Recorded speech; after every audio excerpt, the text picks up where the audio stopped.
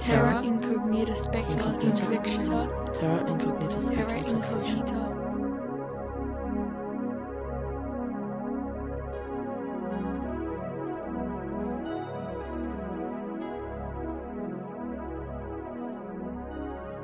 Welcome to this month's Terra Incognita Australian Speculative Fiction podcast.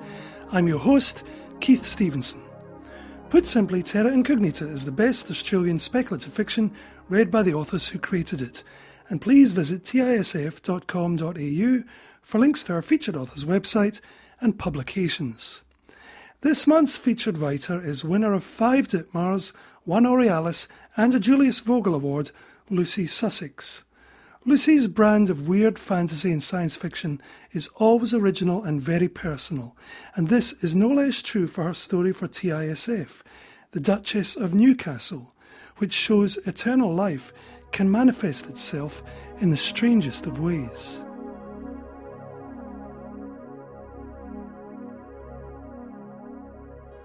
I saw her first in the gloom of a Milan fashion show, moments before kick-off, or as us fashionistas say, frock-off.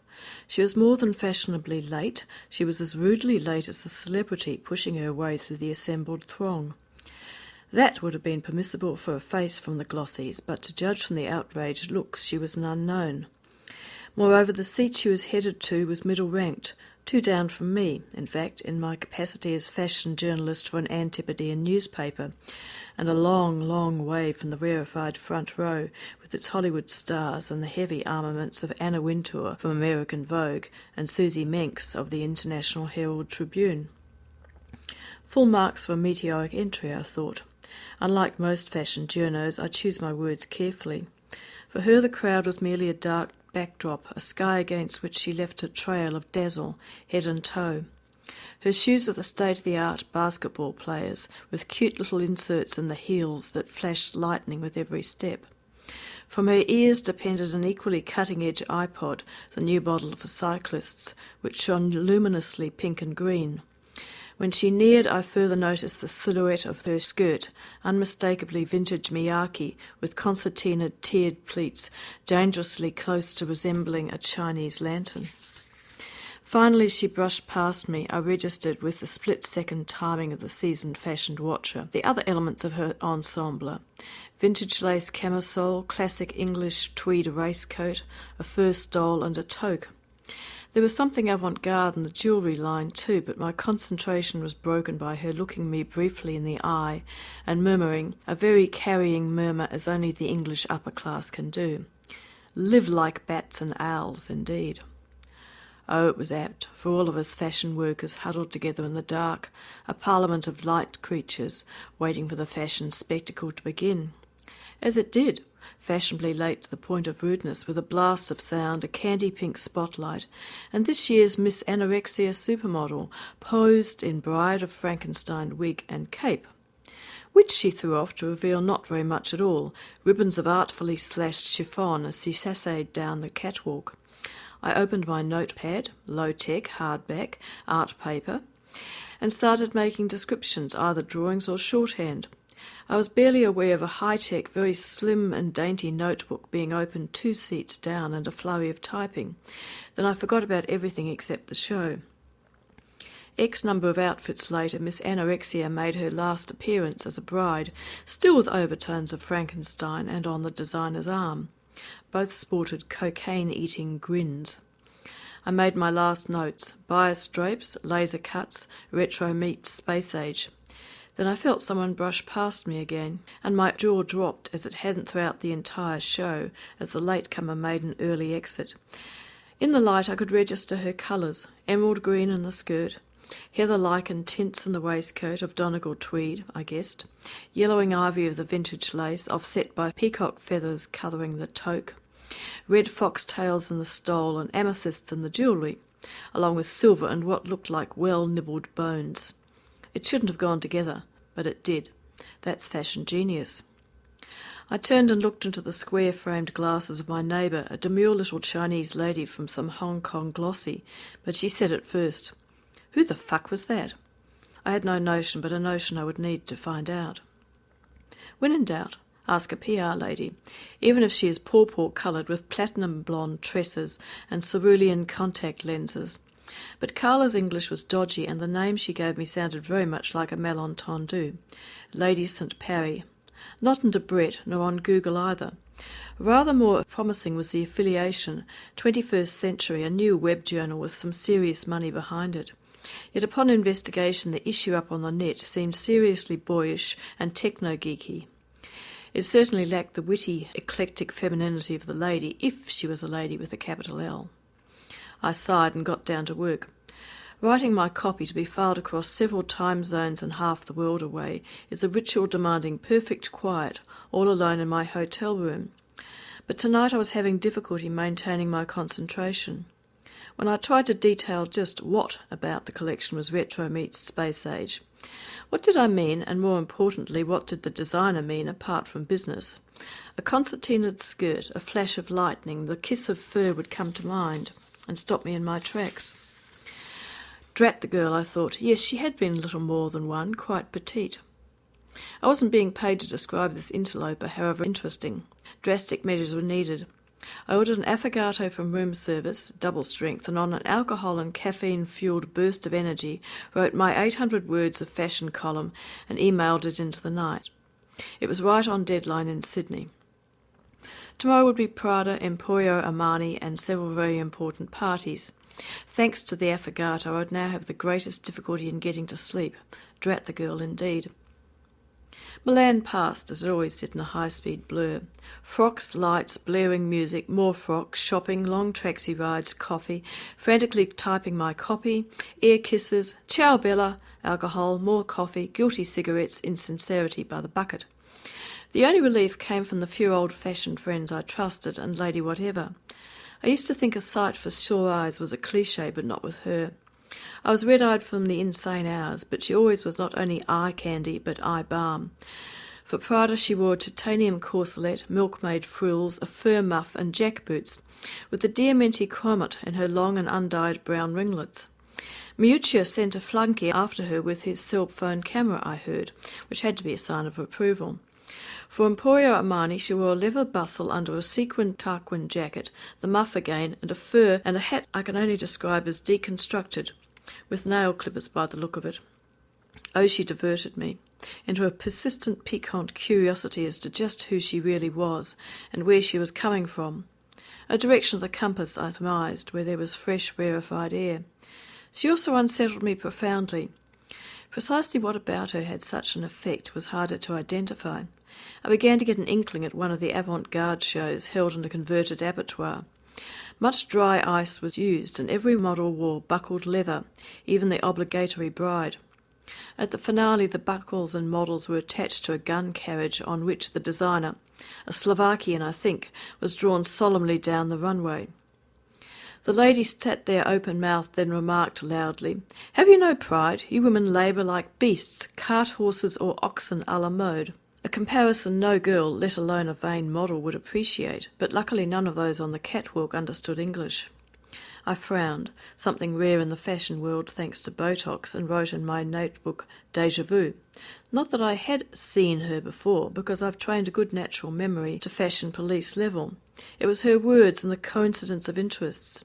She represented English aristo plus fashion plus technology plus the old-fashioned plus feminism, which equalled a string of question marks. But something was missing, some vital component. I underlined déjà vu and snapped my notebook shut. Now I followed my quarry through the milling throng. She had worn her iPod throughout the show, sensible given the fad for pain volume disco at this year's Milan.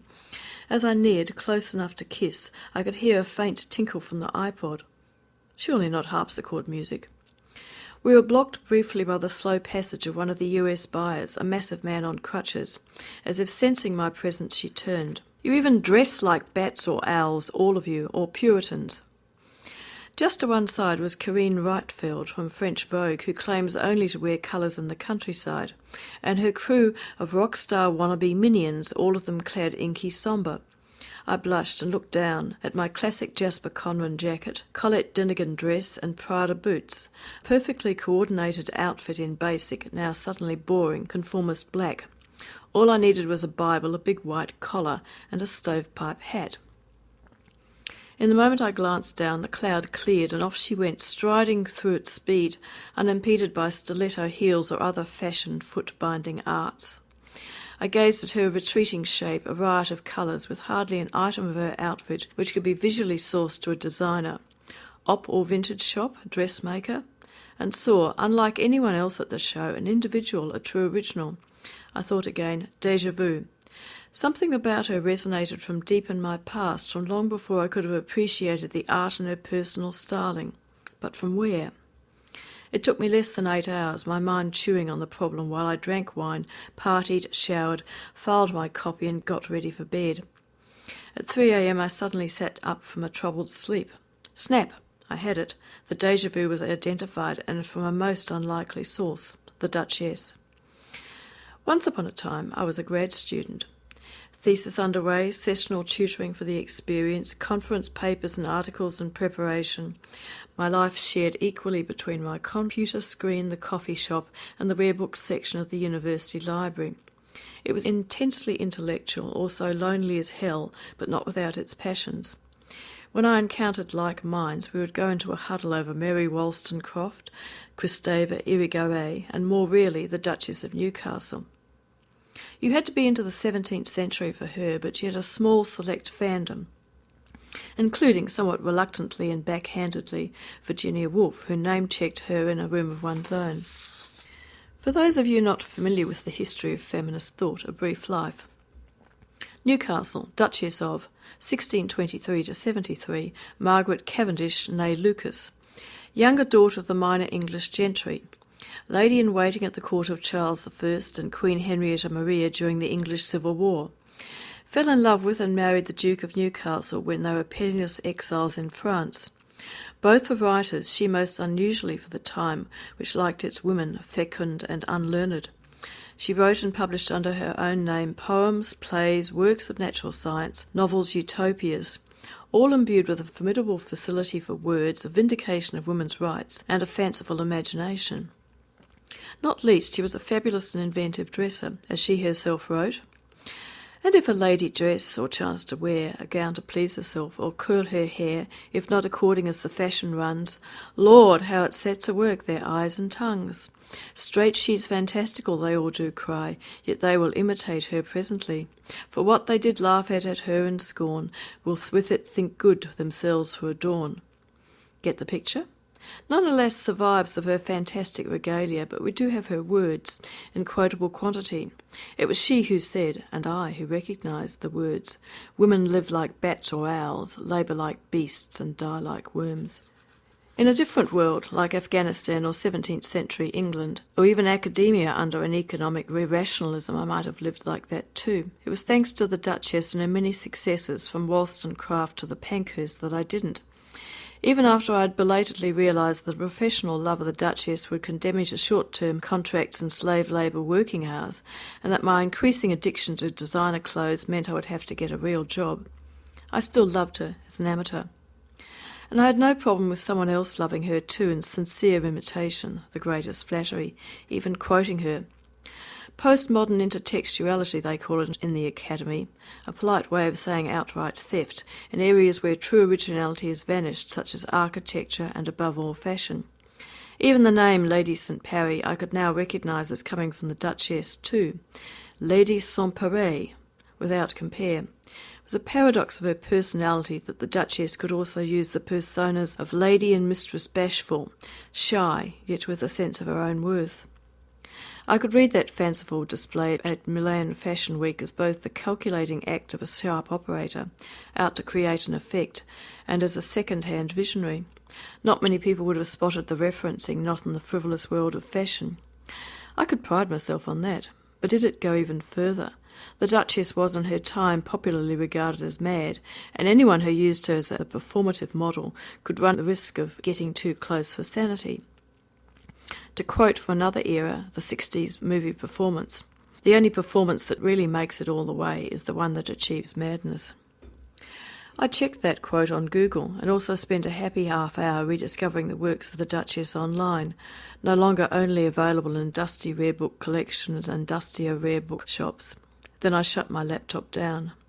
Light was dawning outside and I had to catch a plane, not to the Antipodes but to London, for an all too short respite before the Paris fashion shows started. Would I see her again there? I wondered. I certainly hoped so. My antidote to Milan was an old school friend's cottage, an amiable timeshare arrangement in the bucolic English countryside of Kent. I bought organic produce from the hippie neighbours, spent a lot of time in country walks and on the internet. It should have been ideal chill-out time, but the lady continued to unsettle me. First I saw her report on Milan as posted on 21stCentury.com. As I had suspected, her brief for the shows was fashion versus new technology, and she generally found them wanting in that area and others. It was quite the most uninhibited fashion journalism I had read in years, and thus hugely enjoyable, not least for the way in which she kept sneaking in quotes from the Duchess. Debauched and loves his luxuries, on a San Francisco buyer who would, I knew, regard as a compliment. Necessity is a great commandress, on fixing up a torn hem with a safety pin and having it taken for a fashion statement. Sweet marmalade of kisses, on the orange lipstick used exclusively for the Fendi show. And yet, as I read on with side trips to online archives of 17th century women's writing and the like, I found myself frowning again. It was not just the quotations and the odd occasional archaisms of style and vocabulary, nor the fact of the writer speaking her frequently erudite mind, with considerable passion and no care for what anyone else might think. The problem to me was that it read precisely as if the Duchess of Newcastle had been transported into our era via a time machine, locked up in a room with an internet connection to bring her up to our 24/7 speed, given an expense account, then set free. The Duchess had in fact died at the age of 50, prisoner of the 17th century and that more mundane time machine, the ageing meat of the human body. She most definitely had not done in Orlando, thanks Virginia, and yet the words in front of me suggested otherwise. Uncanny, I thought. Then some ghost from my literate days said no. When Todorov used that word it was in reference to Anne Radcliffe's Gothic. Another interesting woman, but several centuries after the Duchess, in which there was a physical explanation for all the apparently supernatural events of a novel. How about Todorov's Fantastic, I thought, where the supernatural is problematic and the reader keeps oscillating endlessly between belief and disbelief. That was more how I felt. I could hardly hope for the marvellous where the supernatural is simply accepted as a feature of the world, for Lady Sans-Pareil to be the Duchess in actuality. When I got onto my fashion contacts again, as the Paris shows inexorably neared, I found I was not the only person intrigued by Lady Sans-Pareil. Her article had created a stir, especially the quip that Versace was suitable only for frowsy, tattered de Lehman boards, which must have had the PR flax reaching for the dictionary. Someone had found a blog site, gloriousfame.com. I spent an instructive hour there reading more channelled Duchess. She was in favour of technology, fox hunting, natch, monarchy, but found the Windsors dreadfully dull and unstylish, as you would, I thought, after the Stuarts, and despised the current poet laureate. Yet most valuable was the information that someone else had recognised the lady as one Charlotte Lukes, formerly a high flyer with a distinctly staid English advertising firm, but responsible for a notorious ad on television for condoms. I begged, pleaded, threatened, and finally got a copy of the ad sent to me quite illegally over the web, and I burst out laughing. In a charming English country garden, nymphs frolicked around a trellis containing a manic cucumber vine, over whose fruit they innocently fitted you-know-what. Virginia Woolf had written, "What a vision of loneliness and riot the thought of Margaret Cavendish brings to mind, as if some giant cucumber had spread itself all over the roses and carnations in the garden and choked them to death. Who could bind, tame, or civilise for human use that wild, generous, untutored intelligence? What indeed? Even death, it seemed, could not bind her, so that she could apparently arise from the grave and take an intertextual revenge on the divine Virginia. That did it. Paris might be imminent, but I had to satisfy my curiosity. I took the train up from Kent, my destination not Knightsbridge, but one of the few 17th century residential buildings left in London. It was in a tiny, forgotten corner, listed but dishevelled and yet not totally yuppified. Nervously I pushed the buzzer beside the name, see Luke's. It rang again, and then I thrust my hands into my pocket of my black coat, bitterly disappointed. The address I had obtained via an outrageous act of bribery, a prouder personal organiser case, the latest model, had been correct.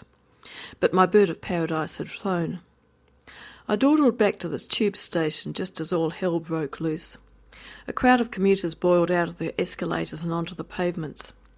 Police sirens wailed, and it seemed like the entire cast of the bill miraculously converged on the scene. They must be shooting an episode of the new Doctor Who, I thought. Then my brain belatedly registered the absence of lights and cameras in this action. "Demmed heathen," said a voice behind me, an upper-class voice, impeccably politically incorrect. A girl's voice, and I turned to see my quarry on a new state-of-art push-bike. She had dressed down slightly for the London streets. Tweed knickerbockers, a military dress jacket, purple boxers boots and a safety helmet. The latter normally was most unchic, but she managed with hers to look alluring, a very simple effect achieved by letting the stray ringlet flow free. "Another bomb attack?" I said. "Or just a very good scare," she replied. Now she was eyeing me, an unmistakable déjà vu look. I held up my hand, and after a suspicious pause she shook it. "We met in Milan, Duchess," I said. Not a blink in that steady gaze, but I knew she had registered the words. "Ah, Madam Puritan," she said, "amongst all the other Puritans except for the silly shoes." "They're Manolos," I said. From her expression she clearly pronounced the designer's name. "Blah, Nick. Still silly. The tube's closed now, and so are the buses. You'll have to walk." "Oh shit," I thought. "I've got to get to Waterloo." She looked severe. "Heaven does not always protect the persons of virtuous women travelling without their parents, husbands, or particular friend to guard them, but sometimes lends a human help." That's from Assaulted and Pursued Chastity, I think. Writers are vain, and I just gratified her vanity.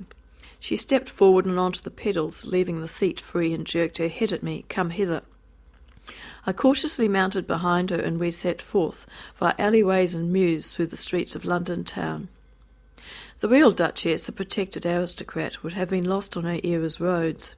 Her modern incarnation seemed thankfully more streetwise and very well informed, thanks to the GPS receiver mounted on the handlebars. I sat back and watched the ringlets blow free in the newly unpolluted London air.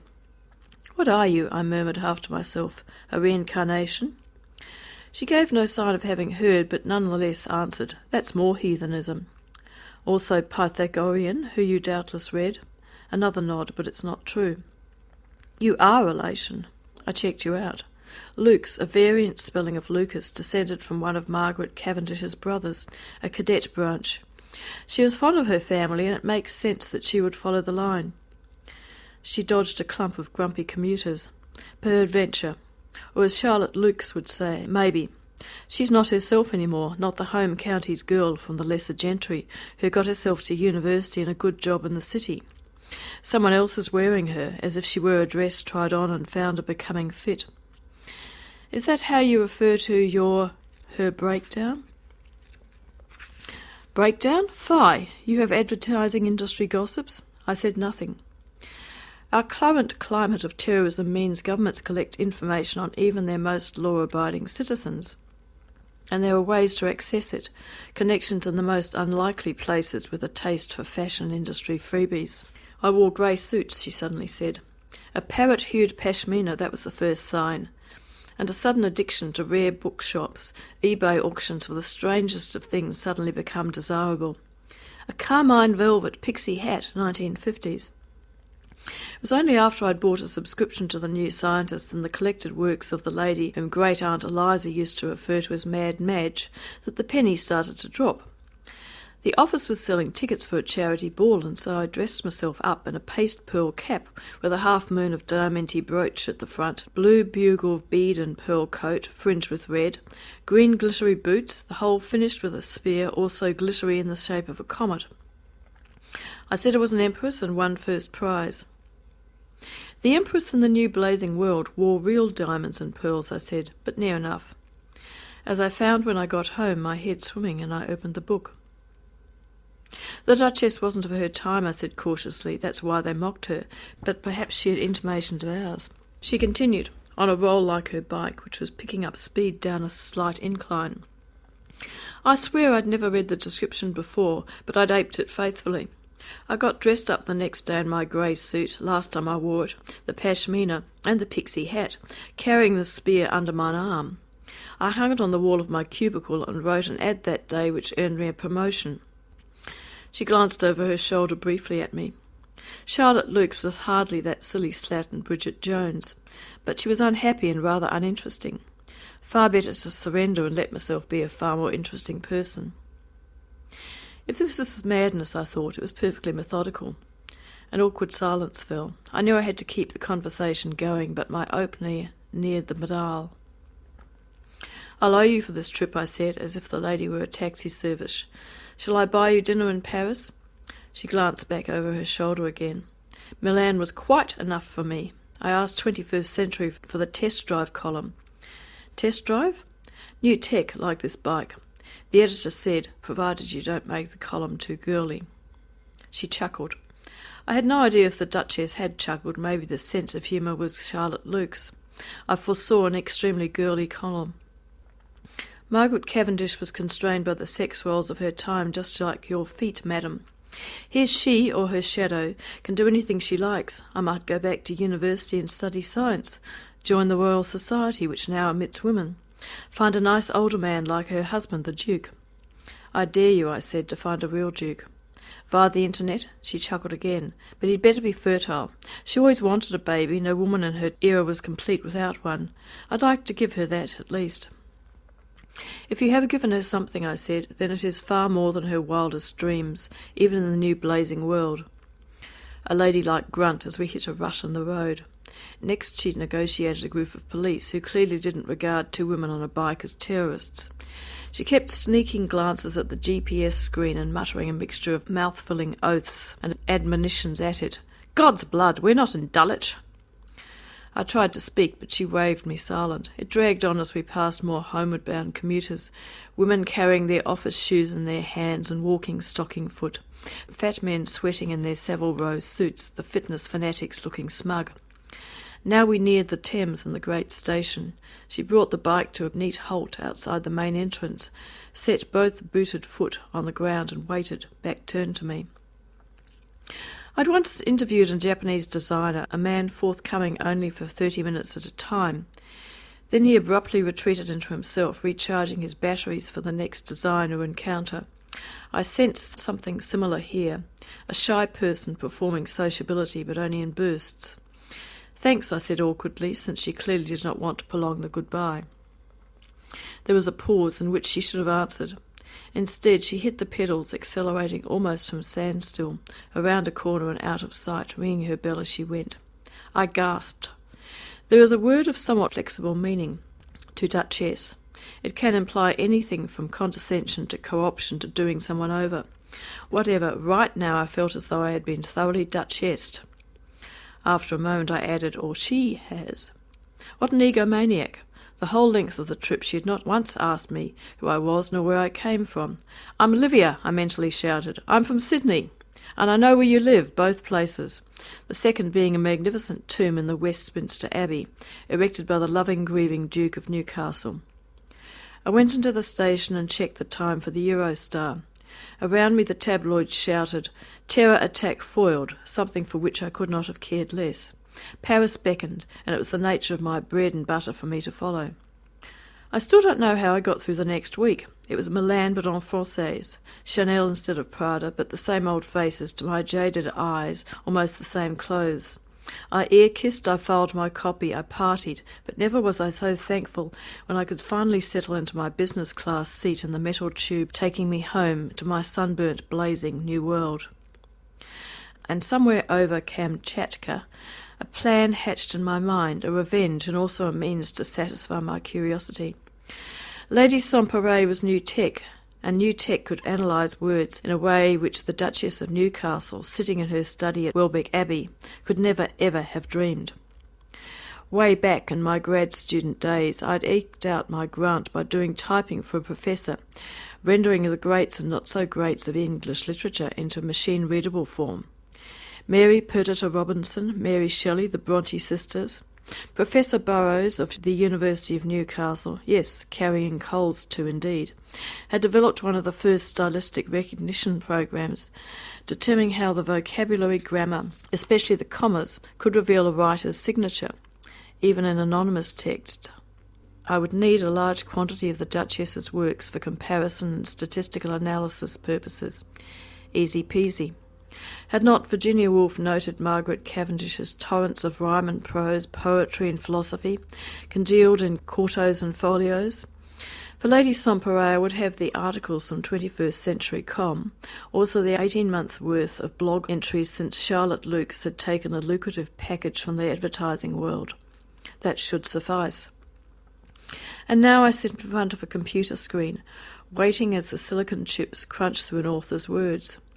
There are no two identical writers, especially in style. The vocabulary would be a point of difference, as so much has changed since the 17th century. But underneath, as the professor says, remains the punctuation, the distinctive grammar and prosody of the writer. I had thought Charlotte Luke's imitation of the Duchess uncanny, but there was no physical explanation. It was fantastical for me to vacillate between belief and disbelief as to whether she had been possessed by the ghost of a poet or not. Yet was it too much to hope for the marvellous that they were one? The individual, inimitable, indivisible Duchess of Newcastle.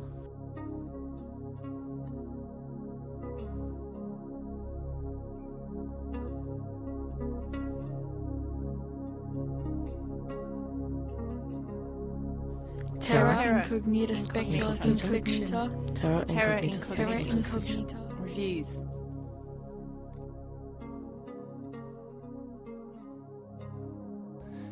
This month's review book is Managing Death by Trent Jameson.